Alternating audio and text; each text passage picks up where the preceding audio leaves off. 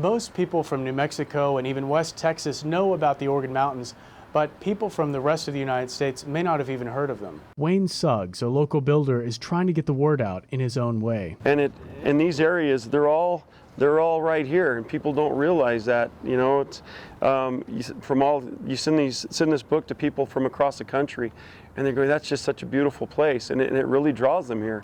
So are local painters and artists, but some in the community think a national monument designation is necessary. Gil Sorg is a city councilor in Las Cruces. He wants the rest of the world to know about Las Cruces and the Organ Mountains. We're only known for them in New Mexico for the most part. The rest of the country doesn't know us as much. And like the man from Chesapeake Bay that said, these are the Tetons of the desert, I think it's very fitting, very fitting.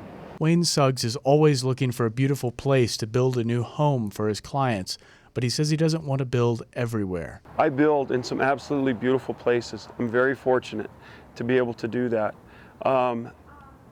We could keep going and keep going until where does it stop? Because with enough money, you could build on the very highest peak of the Organ Mountains, on Organ Needle, if you wanted to, with enough money. But that would be absolutely horrific and horrifying to do it.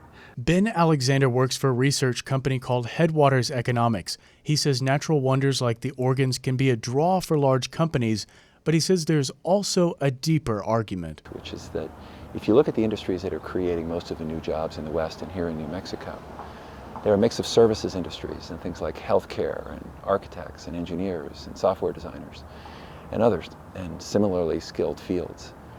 These individuals and the companies they work for are relatively location neutral. That is, they can locate anywhere because they're producing a service, not a large bulky good. And they're choosing to locate their companies, and they're more successfully attracting talented employees when they locate in places that have a high quality of life. And the surrounding public lands here in Las Cruces and DONA ANA County are a great example of that. His research and a recent report by Headwaters Economics shows that New Mexico's personal income grew by 31% from 2000 to 2010. The report also shows that areas with national parks and wilderness areas are associated with higher job growth. The New Mexico Green Chamber of Commerce released a report in the New Mexico Business Weekly. It used 2008 data from the National Park Service, and it shows more than 1 million visitors spent more than $54 million in the communities near the 9 monuments that exist in the state. Carlsbad Caverns was the highest in spending at almost $23 million.